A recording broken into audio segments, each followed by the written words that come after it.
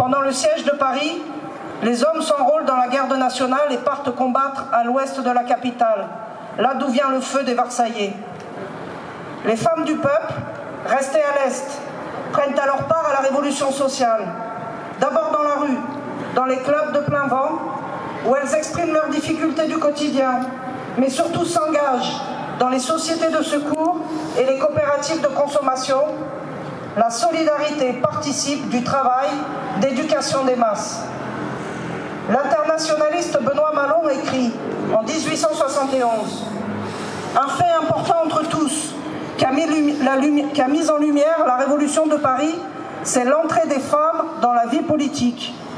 Sous la pression des circonstances, par la diffusion des idées socialistes, par la propagande des clubs, elles ont senti que le concours de la femme est indispensable au triomphe de la révolution sociale, arrivée à sa période de combat. » Parmi les revendications du peuple de Paris, la séparation de l'Église et de l'État a été le premier décret promulgué dès le 2 avril.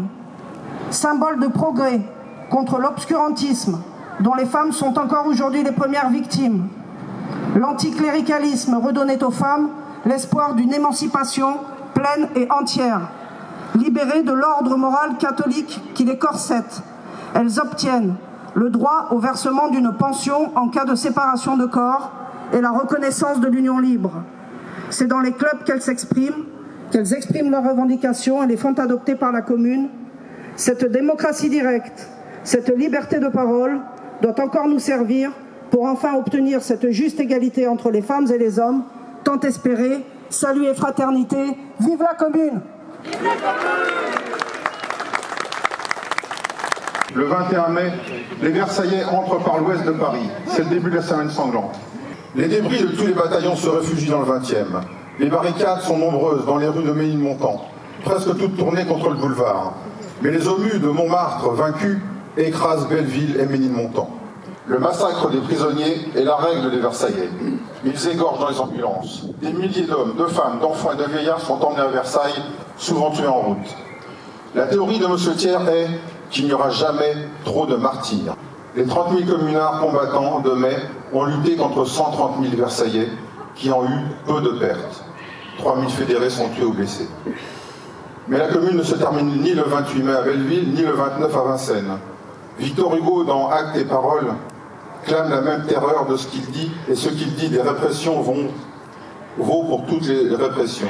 Partout des égorgés, des massacres partout, le cadavre est à terre, et l'idée est debout.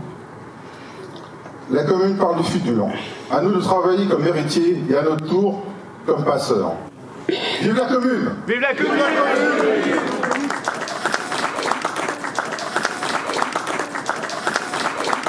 Au 13 rue de Belleville, donc dans ces immeubles modernes maintenant, était la salle Favier, ou bal Favier, dont il ne reste plus rien.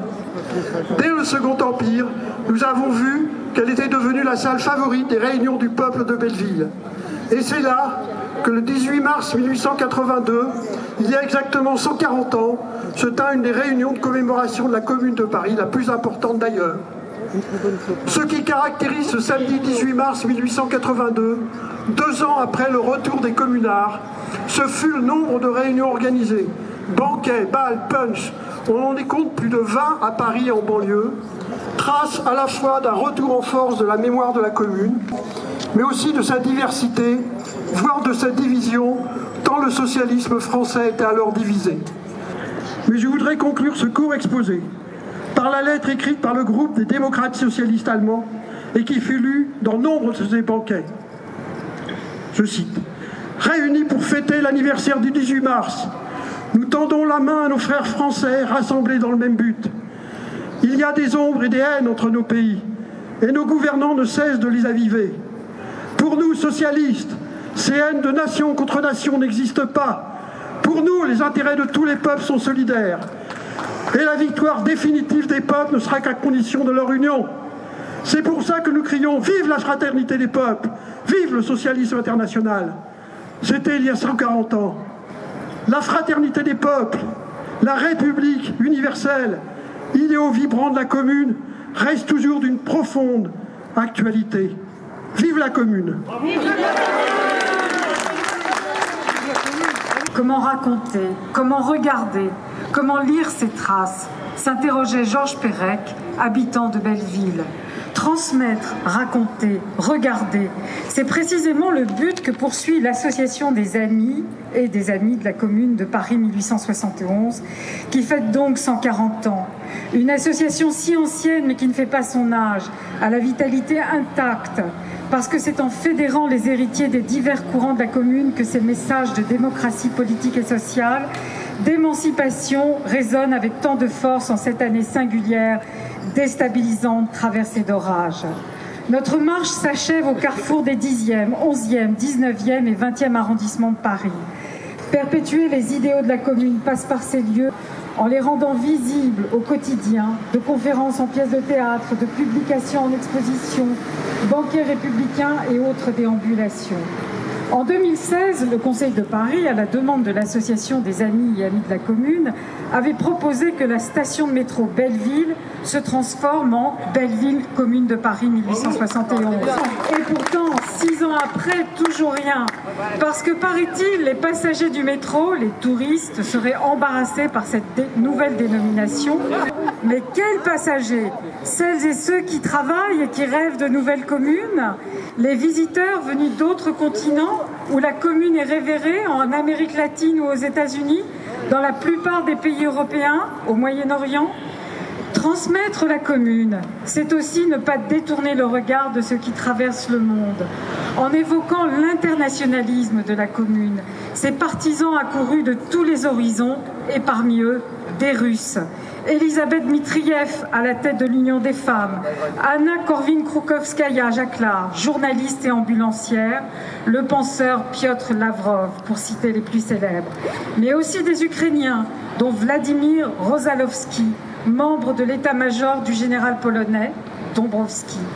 En se rappelant que la commune fut, avant la révolution d'octobre, avec Nestor Makhno, le théâtre d'expériences communalistes inspiré par la commune.